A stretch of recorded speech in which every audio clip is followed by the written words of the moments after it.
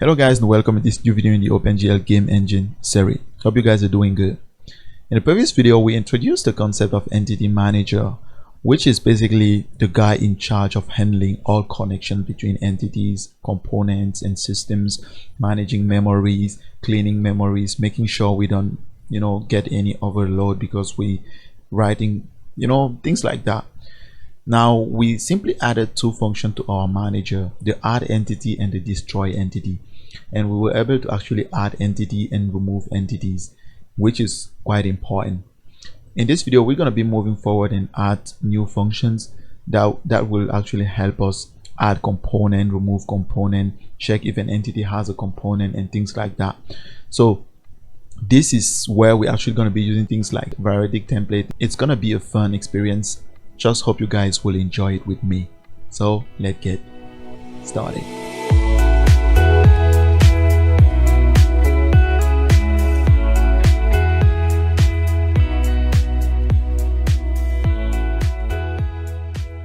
Just a brief mention before we get started. It really means a lot to me if you guys subscribe to Metico channel. So make sure you hit that red button right in the corner down this video. My desire is to reach like 5,000 subscribers before the end of this year. So if I can do that, it really means a lot to me. So one last thing I want to mention is you can always get the source code of this video series on my Patreon page. I always provide the link in the description below. So if you guys want to know more about that, make sure you check the link below to see more information. Now, in the last video, as I said, we added this add new entity and destroy entity. The last thing I added is just this small update function, which basically called the update method of each system. So if you remember, the base system has like this virtual function here, which is going to be implemented by all child systems, and I'm simply calling this to update. So if we're rendering, if we're making some physics calculation and things like that, then we basically want to use this update function to do that. Now some of you might use another function for rendering. You see, that's also possible. Maybe we should do that. So here we have update, but we also have render, which is also a virtual function. This guy will update and this guy will simply be called if you want to render something. Now that's how we could do that, but I'm not sure I'm going to be using this, but let's see. I'll keep it there for now. Therefore, I want to go here and add also that function for render,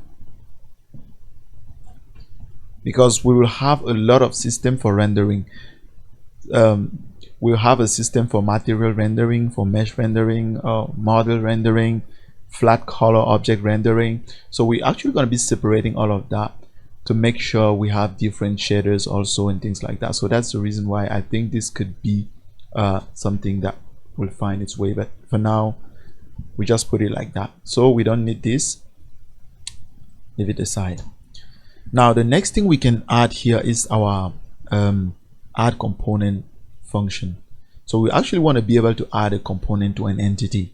So for that, we need to know the entity ID, and we also need to know which argument the component will take to be created. So if I want to add like a transform, we know a transform will take a translation, a rotation, and a scale. So I need to be able to pass those components. But the problem is, if I want to add a rigid body, I'm still going to be using the same function. So how am I going to pass the argument of a rigid body to a function that was used to create a transform, for example? You see, there is a problem there. That's where the STL, the C++ STL library is quite useful, using variadic template. That's really important. That's why I was saying in the beginning of this series that if you don't know things like this, then it's going to be difficult for you to actually grasp the idea of what we're doing here. And as you can see, the add component function is a template.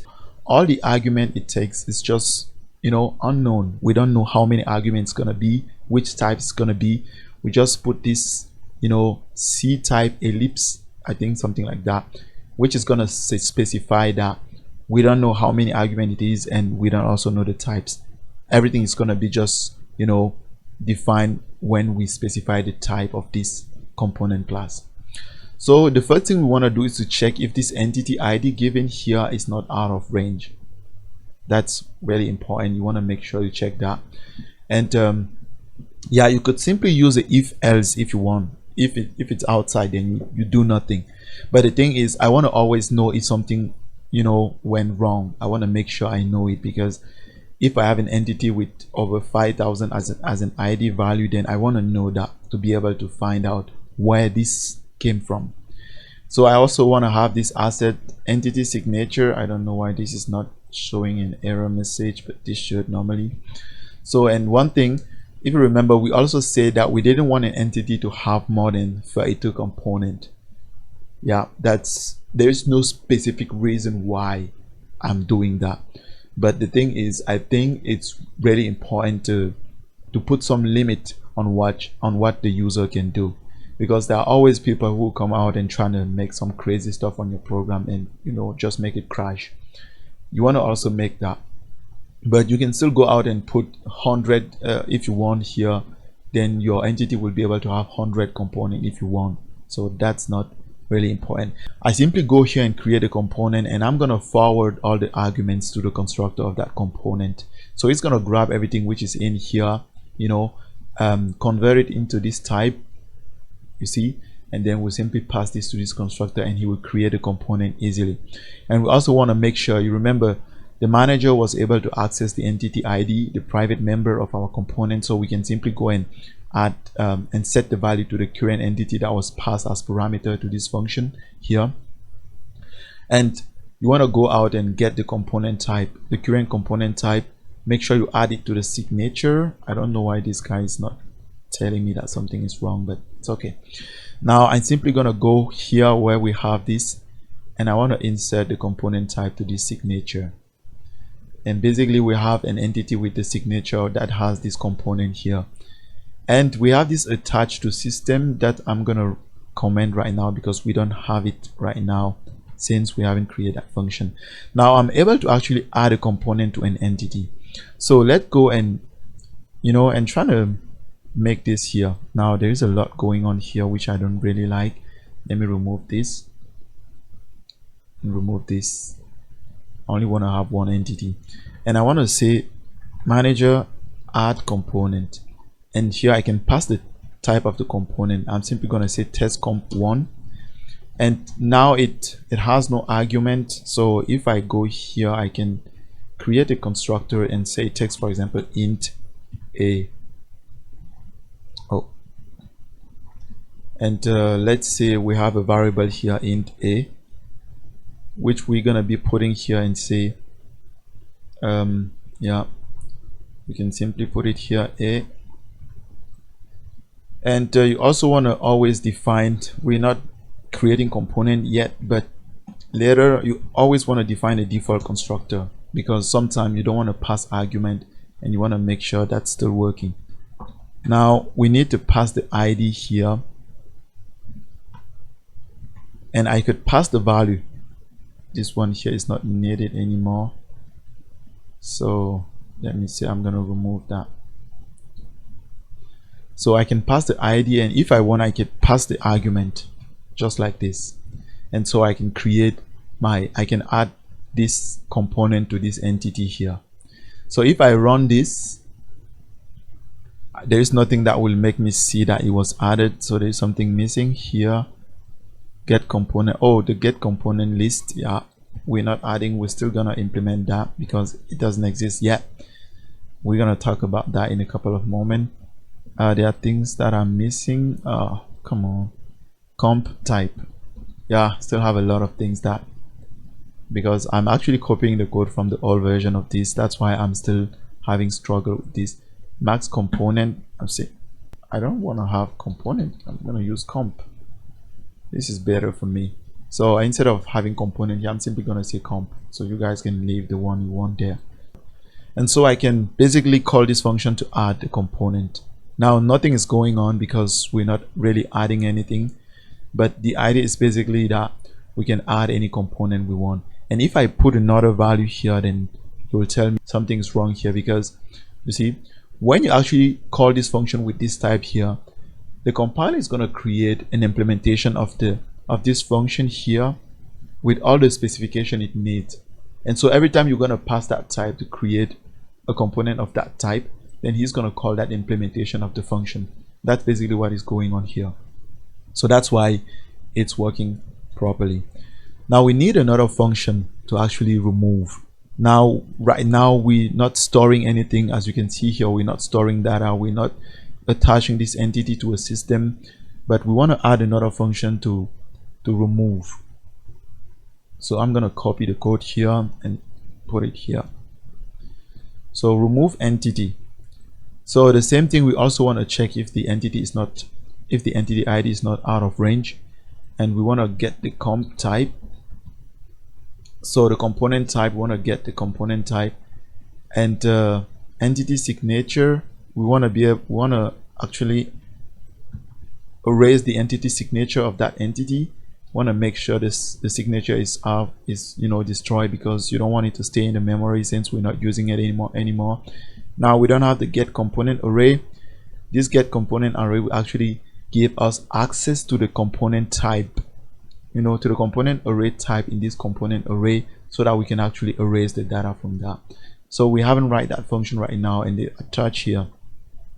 The idea, when you remove a component from an entity, you always want to make sure you reattach that entity to the system that fits for it. Because if, for example, this entity was like a part of a physics system that has rigid body, transform, and collider, and let's say I remove the collider, then he shouldn't be there anymore.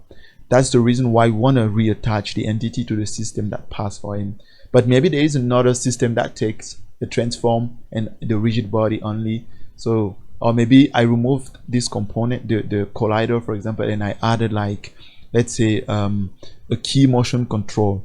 Then you want to be able to say, okay, it has a key motion control, now we want to attach it to another system. That's the reason why we always call attach entity to system, to always make sure we refresh the system to which this entity belongs to. And so that's basically how we can remove an entity. We simply erase the signature, and how we remove a component, rather, I'm sorry, we simply remove the signature, we simply remove the component type, we simply remove the signature of that component from the entity signature. I have been talking crazy stuff here. So we go out and remove the signature of the component from the entity signature, so the entity does not have that signature anymore. So that's the idea, that's what I was trying to say. Now we also want a function to be able to get, and as you can see, it's still template. So let me go and try to do this here. If I say mgr remove component, and I say test comp1, and I'll simply pass the ID, then this will basically go out and remove this component from my entity. Now I haven't stored anything, so nothing is gonna happen. It's just gonna run. But as you can see, that's how I can remove a component. That's one thing I really love about entity component system. It's so powerful. It makes the job so easy to actually handle things, to play around with memory and variables and things. That's the reason why I wanted to start with this, because this will define a lot of things in our game engine. So the next thing we want to implement is the get component. So in some case, you will have to actually get the component to make some calculation. Let's say in a physics system, for example, you will want to get the transform, the rigid body, the collider, to actually check some stuff. So you want to be able to actually have access on those components and change their values. That's why the get component is really important. And as you can see, it returns a reference. So that means you can actually change the value of that component from the reference you get from this function right here. It's still a template, still take the entity ID, and we still check if the ID is not out of range. And yeah, we also want to get the component type, which I'm going to say comp type, to make sure it always works. And here, why do I need this anyway? Remove this and leave it here. This is how you can, this is how we have a function to actually get. It's not fully implemented yet, but as you can see, we have we check if the entity is not out of range, and now we don't have everything we need here, so this function is not going to do the job as it's supposed to. So I'm just going to keep this as a comment, because if I compile this, I don't have this function right here. So, and also we have this has component. You know, sometimes you will want to check if an entity has a specific component, so you can do a specific task on that. So that's why we have this has component. It's still a template function. We check if the entity is out of range, and we want to get the entity signature. So we want to get the entity signature, and let me make this prop. So component type, and we have comp type, and here we want to see comp type. So you get the component type, and you want to find in the signature of the entity if this component is actually listed in that. You know, that's why we simply check here. As you can see, I simply go in the signature of the entity and I search for this guy here. We can actually have only one because this is a set.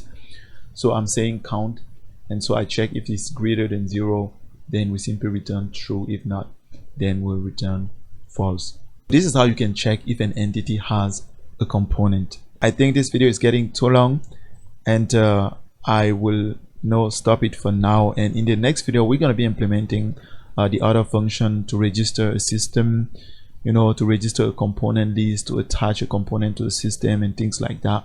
For now, this is all we have. Thank you guys for watching. Please make sure you hit the subscribe button if you haven't.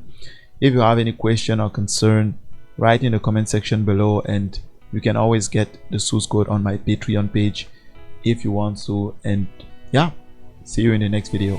Ciao.